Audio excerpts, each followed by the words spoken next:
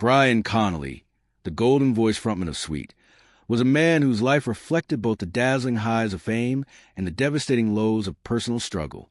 In the kaleidoscopic world of 1970s glam rock, few performers stood out as brightly or left as lasting an impact as Brian. His voice, a combination of power and smoothness, could turn any song into an anthem, whether it was the thunderous energy of Ballroom Blitz or the melodic charm of Fox on the Run.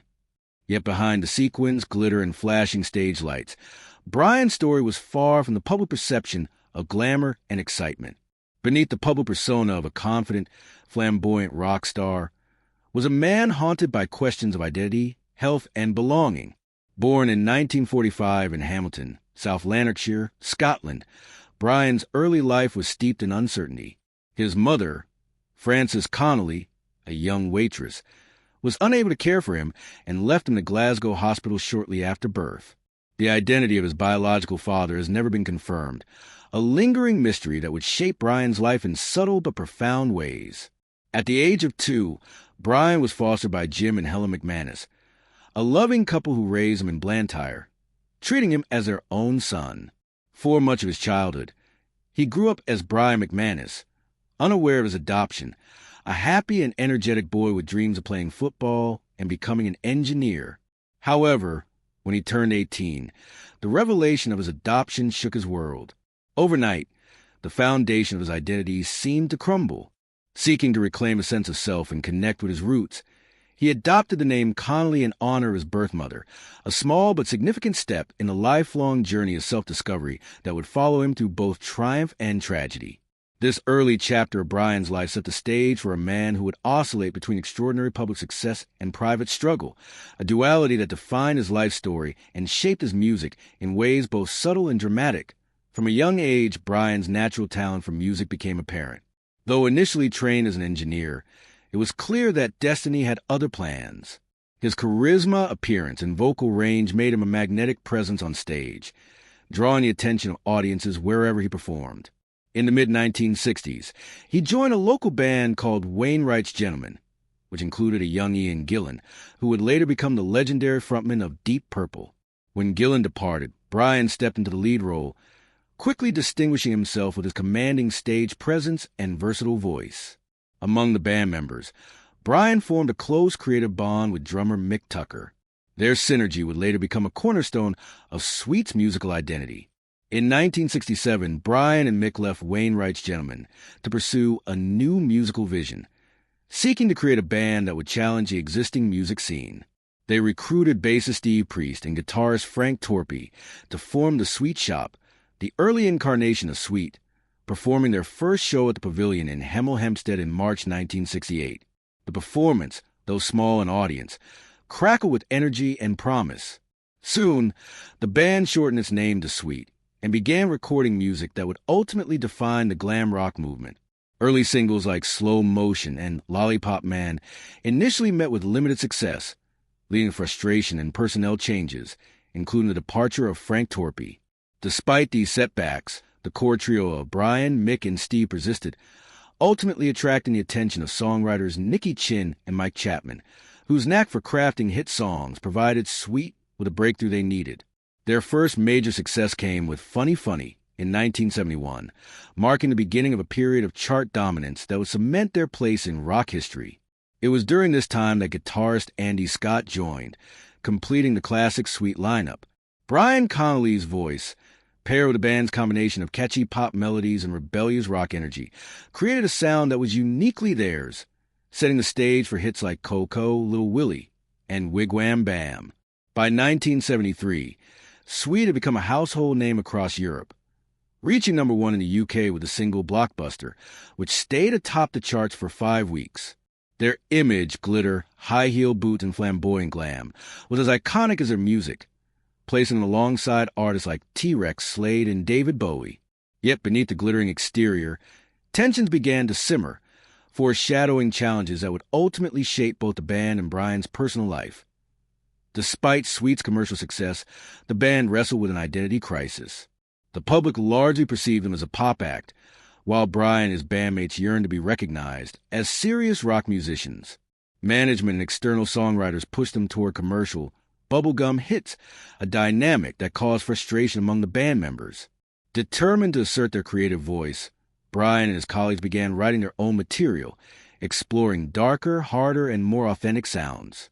This creative turn culminated in the 1974 release of Sweet Fanny Adams, the band's first self-written hard rock album. Tracks like Set Me Free and No You Don't revealed a raw, unfiltered energy that contrasted sharply with their earlier chart-friendly singles. However, the same year brought tragedy when Brian was assaulted outside a club in Staines, sustaining severe injuries to his throat that permanently damaged his vocal cords. Publicly, the band attributed the incident to a throat infection, but privately, they knew the truth. Brian's most remarkable talent, his voice, had been irrevocably affected. Other band members took on lead vocals, but the magic of their collective sound began to erode. The attack marked a turning point in Brian's life, introducing health challenges that would shadow him for the remainder of his career and contribute to personal struggles that included alcohol abuse and emotional strain. The incident also illuminated the harsh realities of fame. While the stage could inspire admiration and excitement, it could not shield a performer from physical vulnerability, interpersonal tension, or the pressures of maintaining an identity within a commercialized music industry. A S-suite continued through the late 1970s. Cracks in the band's cohesion widened. Brian's drinking increased, and the strain on his voice and confidence became more evident. A notorious incident in Birmingham, Alabama, during a 1978 concert highlighted the growing difficulties. On stage in front of record executives, Brian stumbled, visibly intoxicated, and collapsed mid-performance, leaving the band to finish the show without him. The public witnessed the band's continuing popularity, but behind the scenes, Brian's future was uncertain. Recording sessions for Cut Above the Rest proved challenging, as his weakened health complicated vocal work, and tensions with bandmates intensified. On November 2, 1978, Brian officially left Sweet. While the public was told he was pursuing a solo career, those close to him understood that the combination of fame, health issues, and personal struggles had taken a profound toll. Leaving Sweet marked both the end of an era and the beginning of a long period of personal and professional struggle for Brian. He sought to rebuild his career with solo releases like Don't You Know a Lady and Hypnotize, but commercial success proved elusive. After leaving Sweet, Brian Connolly faced a world very different from the one he had known on stage. The thrill of performing in front of thousands of cheering fans, the bright lights, the glittering sequins, and the adoration of millions, all of it was gone. In its place were the harsh realities of a life that had been unrelentingly demanding and unforgiving. Brian attempted to revive his career through solo work, releasing singles like Don't You Know a Lady and Hypnotized. While these songs showcase his enduring talent and unmistakable voice, they failed to achieve the commercial success he had once enjoyed with Sweet. Touring became a necessity rather than a choice, and he often performed in small venues where audiences were loyal but limited. Across Europe, however, fans still cherish him. In countries like Germany, he was treated as a rock hero, and his concerts were often sold out. Despite this adoration, performing was physically taxing. Brian's years of heavy drinking and the lingering effects of his assault had weakened his body, making walking, singing, and breathing increasingly difficult. Financial troubles compounded his challenges. The British tax authority demanded significant sums from his earnings during Sweet's peak years, forcing him to sell his house and live under a constant cloud of debt. Divorce and isolation deepened his sense of loss, leaving him to navigate a lonely world far from the glory of his youth. Yet, through all the hardships, Brian's connection to music remained unbroken. It was the one constant in his life, a sanctuary from the pain and disappointment that had become so familiar. Music was not just a career, it was survival. He continued to tour, perform, and record whenever possible, holding on to the belief that his voice, though scarred, still had something to give to the world. Even as his health declined, his dedication to his craft never wavered, a testament to the passion that had first drawn him to music as a young boy in Scotland. By the mid-1990s, Brian made one last determined effort to reclaim a sense of artistic fulfillment. In 1995, he released an album titled Let's Go, a heartfelt attempt to reconnect with the spark that had once defined his music. The album, though not a commercial blockbuster, captured the essence of Brian's enduring artistry, resilience, emotion, and raw talent. Around the same time, Brian's personal life found some stability and happiness. He formed a loving relationship with his partner Gene, and together they welcomed a son. Brian Jr. Gene played a crucial role in helping him navigate the challenges of his later years. She encouraged him not only to continue performing, but also to seek out the connections with his biological family that he had long dreamed of. Through her determination, Brian discovered that he had a brother and sister in Canada. Though his mother had passed away, reconnecting with his extended family brought him a measure of peace he had never previously known. It was a quiet victory in a life marked by dramatic highs and devastating lows. For Brian, these personal connections were as meaningful as any chart-topping single or sold-out concert. They reminded him that despite the hardships, there was still joy, love, and family waiting beyond the public stage. Even as his body struggled against decades of abuse, illness, and injury, Brian held on to hope and purpose, demonstrating the resilience that had characterized much of his life. Brian's final years were marked by a bittersweet mixture of triumph and decline. His physical health was fragile. Years of alcohol abuse, combined with the aftereffects of the throat injury and heart problems, left him partially paralyzed at times. Yet, even as his body betrayed him, Brian continued to perform. Each performance became a testament to his indomitable spirit and love for music. Audiences, many of whom had followed him since the days of Sweet's rise to fame, admired his courage and dedication.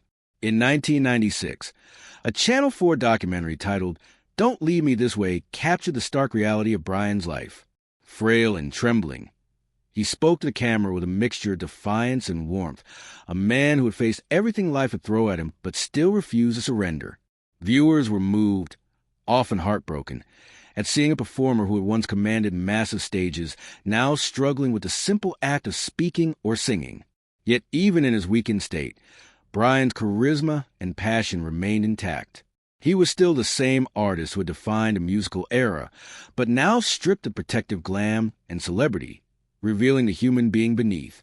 His final concert took place in December 1996 at the Bristol Hippodrome. Fans cheered, likely unaware that this would be his last performance. The energy of the show captured a lifetime of dedication to music, and Brian gave everything he had, knowing or not that the curtain was about to fall on a remarkable, if tragic, career. On February 9th, 1997, Brian Connolly passed away at the age of 51. His death, resulting from liver and kidney failure compounded by repeated heart attacks, brought an end to a life defined by extraordinary talent, extreme highs, and deep personal struggles. The funeral was a quiet but emotional affair.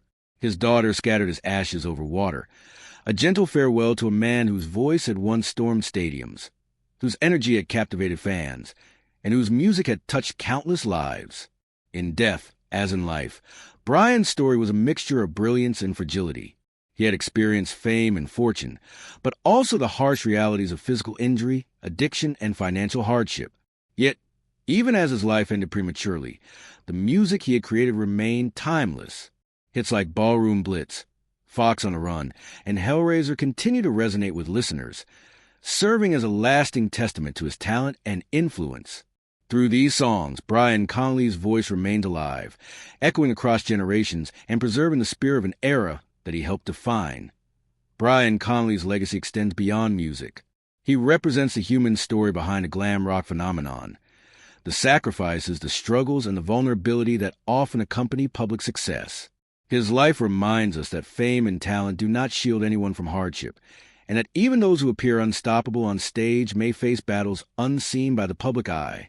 Fans around the world continue to honor his contributions to music, celebrating both his technical skill and the charisma he brought to every performance.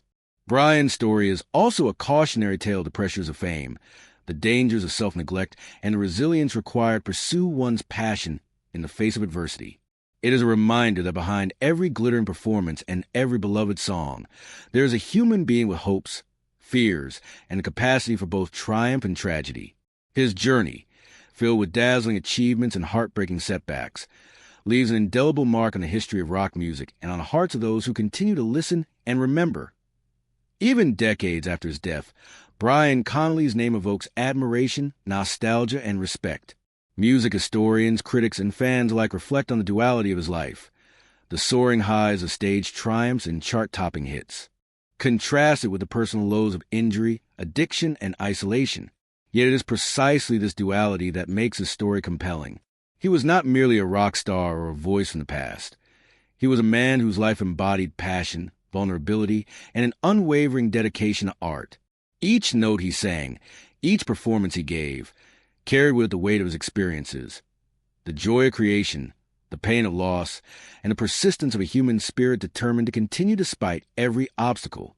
His music continues to inspire new generations, and his story remains a testament to the power of talent, perseverance, and resilience in the face of life's most difficult challenges. I am reflecting on Brian Connolly's life. One is struck not only by his achievements, but also by the humanity he displayed in the face of adversity. He lived fast, loved deeply, and dedicated himself entirely to his craft, often at great personal cost. Though fame eventually deserted him and fortune slipped through his fingers, the songs he left behind endure, immortalizing the era he helped shape and the talent he shared with the world. For fans, his voice is a lasting reminder of a time when music could inspire, energize, and unite, and a reminder that behind every shimmering stage light lies a human story, fragile, brilliant, and unforgettable. Brian Connolly's life, marked by dazzling highs and devastating lows, offers lessons in resilience, passion, and the enduring impact of artistry, ensuring that his legacy will never fade. Brian Connolly was born in 1945 in Hamilton, South Lanarkshire, Scotland. His mother, Frances Connolly, was just a young waitress who couldn't care for him. Left in a Glasgow hospital, Brian would grow up unaware of the identity of his biological father, a mystery that would follow him his whole life. At 2, he was fostered by Jim and Helen McManus, a loving couple who raised him as their own. For years, he was Brian McManus, a happy boy with dreams of football and engineering, until at 18, the truth of his adoption shattered his world. Overnight, his sense of self changed, and he reclaimed the name Connolly in honor of the mother he never truly knew. It was the first of many transformations in a life defined by reinvention. Though trained as an engineer, Brian's destiny was in music. His charisma, good looks, and a voice that could go from velvet softness to raw power made him a natural frontman. He started performing with local bands, eventually joining Wainwright's Gentlemen. When Ian Gillan left the band, Brian stepped in as lead singer, commanding attention immediately. His bond with drummer Mick Tucker became legendary, a creative chemistry that would later define Sweet. In 1967, they left to form a new band, recruiting Steve Priest and Frank Torpey, calling themselves Sweet Shop, performing their first show at the Pavilion in Hemel Hempstead. Small crowds, but electric energy. Soon, they shortened the name to Sweet, the beginning of a journey that would take them to the top of the charts. Their first hits, like Funny Funny in 1971, brought Sweet real recognition. With Andy Scott joining on guitar, the classic lineup was complete. Brian Connolly on vocals, Mick Tucker on drums, Steve Priest on bass, and Andy Scott on guitar. Together, they combined catchy pop melodies with rebellious rock energy. Hits like Coco, Little Willie, and Wigwam Bam stormed the charts. By 1973, Blockbuster hit #1 in the UK, staying there for 5 weeks. Glam, glitter, eyeliner, high-heel boots. Sweet became icons, sharing the spotlight with T-Rex, Slade, and David Bowie. But behind the fame, tensions were rising. Fans saw pop stars. The band saw rock musicians. Creative frustration simmered. In 1974, tragedy struck. Brian was brutally attacked outside a club in Staines, leaving him with severe throat injuries. His once soaring voice would never be the same. The band tried to downplay it publicly, claiming a throat infection. Privately, they knew the truth. Other members took over vocals, but something vital was lost: the chemistry, the magic that had defined Sweet. Despite this, they pushed on, releasing Sweet Fanny Adams, their first self-written hard rock album. Tracks like Set Me Free and No You Don't revealed their raw energy, a glimpse of the music they truly wanted to make. By the late 1970s, cracks in the band were widening. Brian's drinking worsened, his confidence faltered, and his voice struggled. During a 1978 concert in Birmingham, Alabama, he collapsed on stage mid-performance. Recording sessions for Cut Above the Rest became difficult. On November 2nd, 1978, Brian officially left Sweet. Publicly, it was a solo career. Privately, It was a man broken by fame, health, and heartbreak. The end of Sweet for Brian marked the beginning of years of personal struggle, far from the stadiums and adoring fans. After leaving Sweet, Brian Connolly faced the harsh reality of life beyond the spotlight, a world that was far less forgiving than the glittering stages he had once commanded. The fame, the cheers of thousands, and the bright lights that had once fueled his spirit were gone, replaced by small venues, financial pressures, and personal struggles that weighed heavily on him. Despite releasing solo singles such as Don't You Know a Lady and Hypnotize, Brian struggled to regain the level of commercial success he had experienced with Sweet, and the music industry, which had once celebrated him, now offered limited opportunities.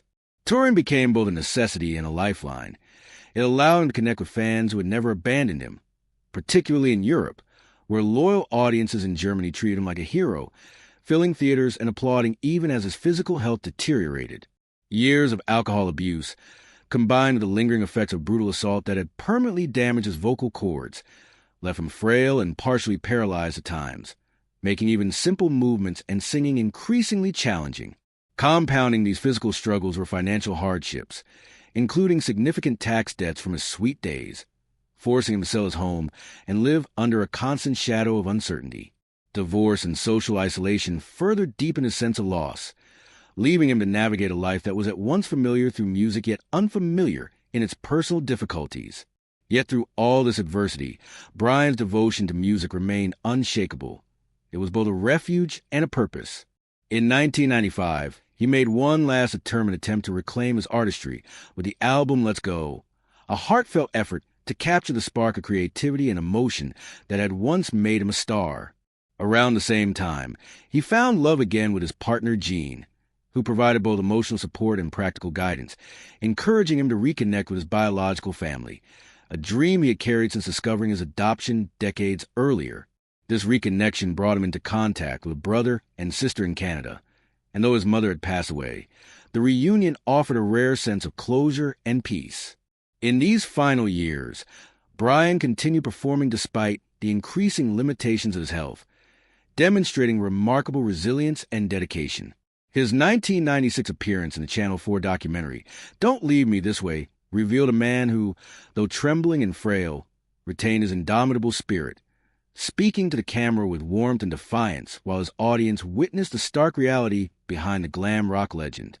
His final concert, held at the Bristol Hippodrome that December, was a poignant testament to a career of passion and perseverance, with fans unaware it would be his last performance. Only 2 months later, on February 9, 1997, Brian Connolly passed away at the age of 51, succumbing to liver and kidney failure compounded by repeated heart attacks. Yet, despite the tragic end to his life, his legacy endures. His songs, Ballroom Blitz, Fox on the Run, Hellraiser, and countless others, continue to resonate across generations, reminding listeners not only of his technical brilliance, but also of the heart, vulnerability, and humanity behind the music. Brian's life serves as both inspiration and cautionary tale, a vivid illustration of the exhilarating heights of fame, the personal cost of public success, and the unyielding power of resilience, passion, and artistic dedication. For fans and music historians alike, Brian Connolly is remembered not just as a voice of glam rock, but as a man who lived fully, loved deeply, and gave everything to music, leaving behind a legacy that continues to echo long after the last stage lights dimmed. Brian Connolly's story began far from the glittering stages and roaring crowds that would later define his life. In a small Scottish town where uncertainty and loss were constants from the very start. Born in 1945 in Hamilton, South Lanarkshire, Brian entered a world that was already complicated. His mother, Frances Connolly, was a young waitress struggling to make ends meet and unable to care for him, and the identity of his biological father remained a mystery, a question that would linger over Brian throughout his life. Abandoned in a Glasgow hospital shortly after birth, he was placed in foster care at the age of 2 with Jim and Helen McManus, a loving couple who would raise him as their own child in the working-class town of Blantyre. For years, Brian grew up as Brian McManus, a happy, lively boy with dreams that extended far beyond the industrial streets surrounding him. He loved football, spent his days playing outdoors, and nurtured ambitions of becoming an engineer, imagining a future that seemed safe and predictable. Yet, Despite the security his foster parent provided, there was always an unspoken void, a sense that some essential part of his identity was missing. That void became glaringly clear on his 18th birthday, when he learned the truth about his adoption. The revelation shattered his sense of self, turning his understanding of family, identity, and belonging upside down. Overnight, Brian went from a secure, carefree young man to someone grappling with profound existential crisis. The decision to reclaim his birth name, Connolly, was both an act of remembrance and an assertion of identity, a symbolic connection to the mother he never truly knew and to a lineage he had longed to understand. This period of his life was marked not only by emotional upheaval, but also by a growing curiosity about the world beyond the confines of his foster home. He began to search for meaning, questioning who he was, where he came from, and how the circumstances of his early life might shape his future. Rumors circulated about the possibility that actor Mark McManus, famous for playing Detective Taggart on television, might share a father with Brian, a coincidence that only deepened the mystery surrounding his origins, though it was never confirmed. Despite these challenges, the foundation of love and stability provided by Jim and Helen McManus allowed Brian to develop a strong sense of resilience, creativity, and curiosity, traits that would later become essential in his pursuit of a musical career. His childhood experiences, oscillating between security and uncertainty, joy and loss, instilled in him a unique perspective on life, one that would inform both his artistry and his personal struggles. The longing for identity, the drive to understand where he belonged, and the determination to find a voice for his own story became central to Brian's character. Little did anyone know, the same resilience and passion that had been forged in the quiet streets of Blantyre would one day propel him to the forefront of the 1970s glam rock scene, where he would capture hearts and define an era, all while carrying the weight of a childhood shaped by abandonment, adoption, and the relentless search for belonging. In many ways, the early years of Brian Connolly's life foreshadowed the duality of his existence, the dazzling highs of fame and artistic success juxtaposed with the deep, personal struggles that would follow him throughout his adult life. Brian Connolly's journey from a young, uncertain foster child to the frontman of one of glam rock's most iconic bands was marked by talent, ambition, and an unrelenting drive to succeed in a competitive music world.